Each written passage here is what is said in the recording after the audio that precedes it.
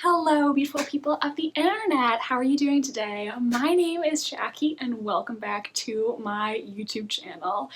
So, today is just going to be a fun little video. The other day I was on my phone and Google recommended this BuzzFeed article to me about men writing women, specifically instances of men writing women very badly. This is actually an old article, it's from 2021, but when I saw it, I thought it would be a really funny video to react to this article. There's actually this Reddit group called Men Writing Women. I am not part of the group, but I've heard of it before, and basically it's just many examples of men writing women very badly, usually with cringy references to their boobs. And at the end of the video, I will tell you my favorite, or should I say least favorite, example of a male author writing women very badly. I don't remember where I first saw this quote, but it's lived rent-free in my mind ever since. So at the end of the video, I will share that with you. Now, this is all in good fun. I'm not saying there are no male authors out there who can write women. There are definitely some who do a good job at it. There's just also some other ones who think that women's boobs are really the only interesting thing about them. So let's just dive right into the article. Okay, this first one, it starts off by saying, "Ladies, who among us hasn't had our boobs twitch from time to time?" And this is the excerpt from this book. "Saiko Kuriyama awoke with a start, her heart thumping wildly. Almost as if her heart had taken over her entire body, its pounding emanated outwards, causing her breasts to twitch with its surging pulsations." So we're starting right away with the weird descriptions of breasts. I don't know about any other breast havers out there, but I don't think about my boobs all that much. And I don't think they really pulsate. It doesn't say what book this quote is from, but I clicked to go to the original Reddit post, and based on the comments, it seems like this was written by Murakami. I have never read this author, but I've heard people on BookTube discuss his work, and from what I gather, he's a very controversial author. I've seen a lot of people say they really enjoy his books, and other people say the way that he writes women is a big turnoff for them and they just can't deal with it. Based on this quote, I can understand where those people are coming from. Personally, I've never read any of his books, but I have heard that he's not great at writing women. This next quote is from It's Kind of a Funny Story by Ned Vizzini. I haven't read this book, but I have heard of it. There was a movie adaptation, I believe, which I've never seen that. So this quote just says, "Massive, alluring breasts that moved in reverse rhythm when she walked." What does that even mean? I'm like trying to picture it in my mind and having a difficult time. What does that mean, your boobs moved in reverse rhythm? What does that mean? Oh my god, this one has me like on the floor. "She had small breasts, but they were very sweet. I mean, there's all kinds of breasts when you think about it. Noisy breasts, and quiet breasts, and angry breasts, and melancholy breasts, and sincere breasts, and superficial breasts, and arrogant breasts, and shy breasts, and probably lots of other kinds too. Her breasts were just very sweet, like Mary herself." I said the word breasts so many times it no longer sounds like an actual word. How does one have noisy breasts?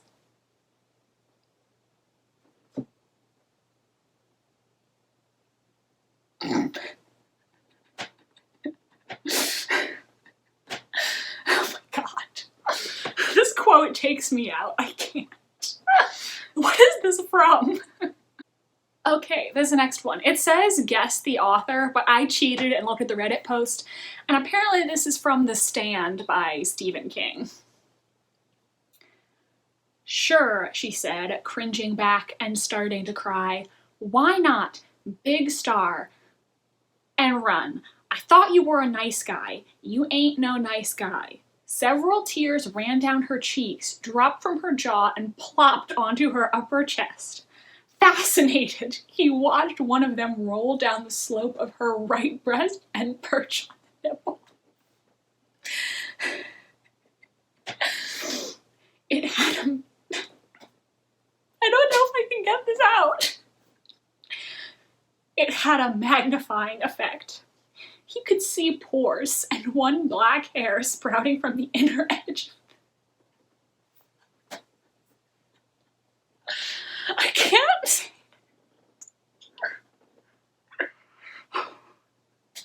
That's so bad.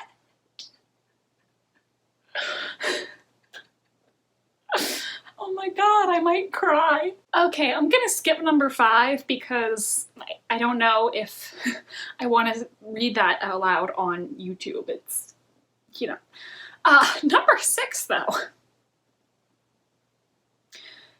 He refers to the female character as having polka dot-like nipples.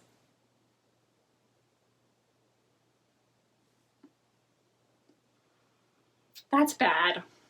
That's really bad. Okay, I can't decide if this next one is better or worse. Her breasts were like pillows of dough and her ass was like a mold of gelatin. Ew. This quote is from a book called Moon Palace by Paul Auster. I have never heard of this author or this book, maybe for good reason. So the quote is, "Her breasts were nicely formed, and she displayed them with an admirable nonchalance, neither flaunting them nor pretending they were not there."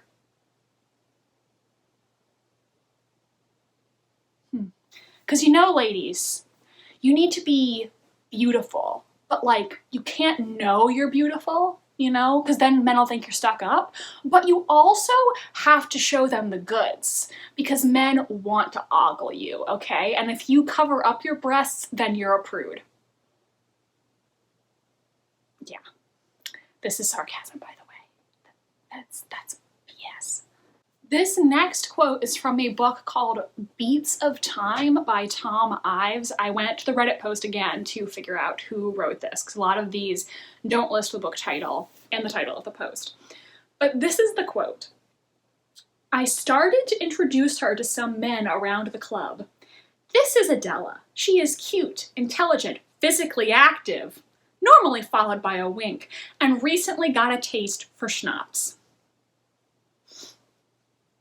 Why would you say that about your friend? I like how the person who posted this wrote, "I don't know about you, but I always introduce my friends to strange men this way." This one might be the worst one yet. It's from some book called The Committed by Viet Thanh Nguyen. I don't know if I'm saying that right, but I'm just gonna get right down to the best part. "Her taut skin glowed with the light rising from the furnace of her ovaries." And then later it says, "And her breasts appeared perfectly delectable, of such appropriate shape and tasteful size that I would have been happy to be reincarnated as her brassiere."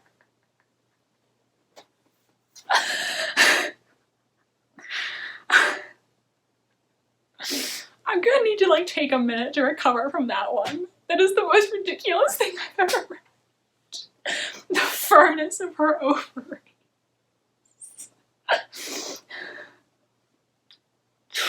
That's too much. That is too much. I feel like forcing myself to read these aloud makes them even funnier, because when I start reading them aloud, I'm just like, I can't believe what I'm saying right now. Oh my god, this is hilarious. This one is from Casino Royale by Ian Fleming from 1953, and I feel like this one's not even really funny, it's just kind of infuriating. "This was just what he had been afraid of. These blithering women who thought they could do a man's work. Why the hell couldn't they stay at home and mind their pots and pans and stick to their frocks and gossip and leave men's work to the men? And now for this to happen to him, just when the job would come off so beautifully. For Vesper to fall for an old trick like that and get herself snatched and probably held to ransom like some bloody heroine in a strip cartoon. The silly bitch. Piss off, first of all. Secondly, nothing says 1950s like misogyny. Okay, like that one's not even funny. It's just like so sexist, it's ridiculous. This one is from The Silence of the Lambs by Thomas Harris. In Crawford's experience, anger made women look tacky. Rage made their hair stick out behind and played hell with their color, and they forgot to zip. Any unattractive feature was magnified. This is another man who can just piss off, okay? Like, women are allowed to have the same emotions as men. Sometimes we're angry, and we're allowed to be angry. Also, like, women are good for more things than just being attractive. Like, I don't go around my life concerned with whether men think I'm attractive or not, and using that to dictate my emotions. Like, if I'm angry, I'm gonna be angry. If I want to cry, I'm gonna cry. I'm not walking around in the real world concerned with, oh, do men like think this emotion is attractive on me? No. And if you think that women aren't allowed to be angry, then piss off, okay? Okay, now we'll go to one that is a little less anger-inducing and just back to really bad descriptions of boobs. This is from Ohio by Stephen Markley. I've never heard of this book, I don't think, or this author. She had a sharp nose that had looked prettier in her teenage days. Large breasts threatened to burst from the U-cut black shirt she wore, the cleavage vibrating in a gelatinous way as she poured whiskey and snagged the hose that dispensed soda. Firstly, that's our second reference to women's bodies being like gelatin. Secondly, I don't remember the last time my cleavage vibrated. What a weird descriptor. Also, I know it's not as weird as the vibrating breasts, but she had a sharp nose that had looked prettier in her teenage days. I mean, I feel like my nose looks the same as it did when I was a teenager. Do any of you out there, does your nose look less attractive now as an adult? That's so weird. Like, I feel like I've always had the same nose. Does anybody else not understand what he means by that? Weird. Oh, this one is actually from a book that I really wanted to read. This is from Dracula by Bram Stoker. I determined not to return tonight to the gloom-haunted rooms, but to sleep here, whereof old ladies had sat and sung, and lived sweet lives whilst their gentle breasts were sad for their menfolk away in the midst of remorseless wars. Can your breasts be sad? I guess maybe sometime my breasts are sad if I put them in an ill-fitting bra. I don't know. OMG, Thomas Harris making another appearance on this list, referring to girls' boobs as dancing. The girls' boobs hopping to the clave, one then the other. Okay, Mr. Harris. And then this one is from Blade Runner, where I guess the male character is making dinner, and so he thinks to himself, like, she doesn't know how to cook. I'll show her how so she can do it in the future if she wants. And the quote is, she'll probably want to once I show her how. As near as I can make out, most women, even young ones like her, like to cook. It's an instinct. I mean, yeah, that's pretty sexist, but like I feel like compared to some of the other things we've read in this article, it's still sexist, but not as egregious as some of the others in my opinion. But yeah, like, why does cooking have to be a gendered thing? Some men like to cook, some women don't like to cook. It doesn't have to be like a gendered thing, you know? Like, listen, I'm a woman, I don't like cooking. I don't know how to make anything, and I know I should learn to make a few more things just so I can keep myself alive when I move out of the house, but it's just not a fun activity for me. Like, I really like eating, but I don't like cooking. So if someday when I get married, my husband wants to do all the cooking, like, that would be fine by me. You know, I have no womanly instinct to cook. And here's another one from The Stand by Stephen King, where he wrote, "She shrugged, and the movement made her breasts sway prettily."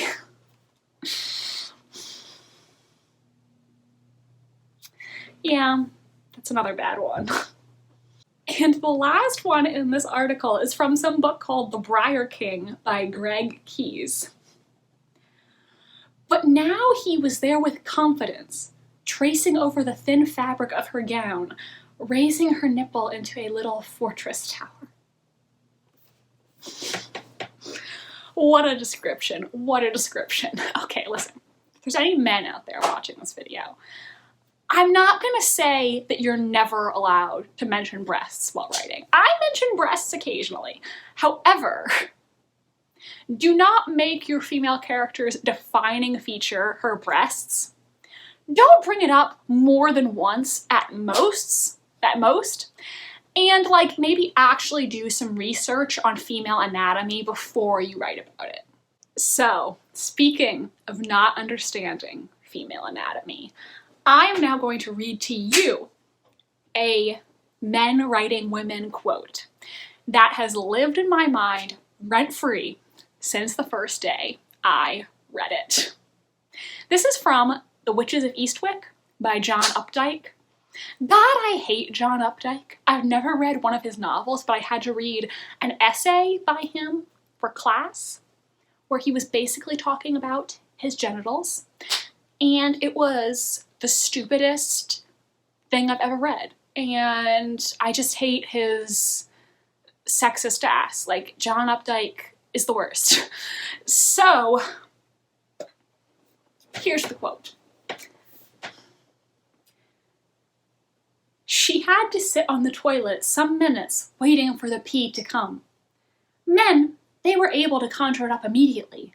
That was one of their powers, that thunderous splashing as they stood lordly above the bowl. Everything about them was more direct. Their insides weren't the maze women's were, for the pee to find its way through."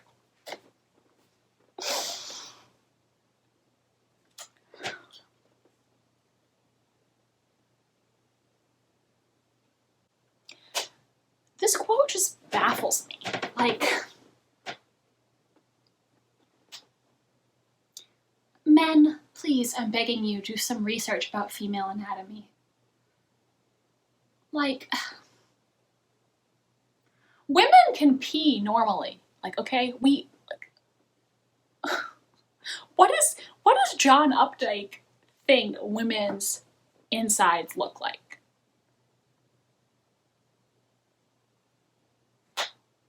I'm pretty sure John Updike is like not alive anymore. I'm pretty sure he's dead. But if he were alive, I would love for someone to give him like a health worksheet about female anatomy and ask him to fill it out. I think he would fail. Oh my God. This quote lives in my mind rent-free. Like, I will never ever forget it because when I read it, I thought to myself, this is the stupidest thing I've ever read. I hate John Updike. His writing is so bad. It's so bad.